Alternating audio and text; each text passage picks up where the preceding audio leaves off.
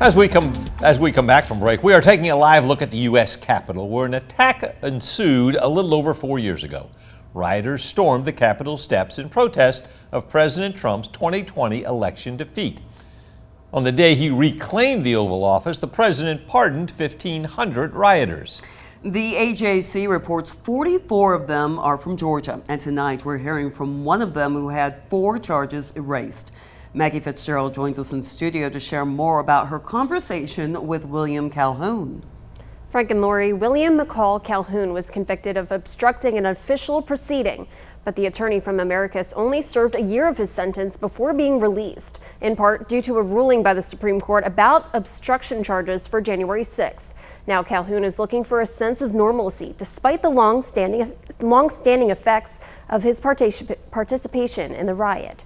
They gave it their best shot to destroy me, but I'm still standing tall, and I'm not, I'm going forward. Calhoun remembers the events at the Capitol on January 6, 2021 as, quote, the most exhilarating feeling of his life. Yet an obstruction charge and 4 counts of misdemeanor for disorderly conduct changed his last 4 years. A whole stack of misdemeanors wouldn't have been enough to do anything else to me. They had already done way more than they could do to me. But last month was another step closer toward normalcy after President Trump pardoned those misdemeanors. Calhoun says he and a friend drove up to D.C. on the 6th to see President Trump speak for the 3rd time. He claims he did not know what would unfold that day, but he says a peaceful crowd soon escalated to violent retaliation. I'm out of prison, but, I'm still in prison, sort of.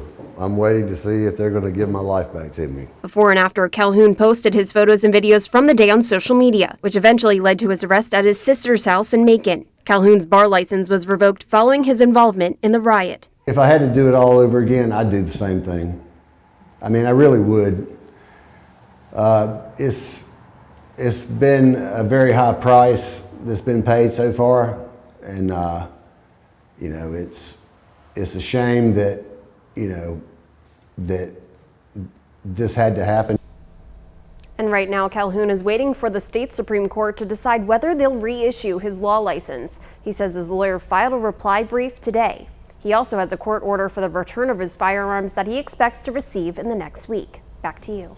Thank you, Maggie. Former President Biden pardoned members of the January 6th committee, as well as D.C. officers involved in the investigation of the Capitol attack during his final hours in office. Before President Trump took office, he said there could be some exceptions in pardoning January 6th rioters, but there turned out not to be any, and everybody was pardoned, including those who pleaded guilty to assaulting police officers. On his second day back in office, President Trump spoke about the charges against the January 6th defendants.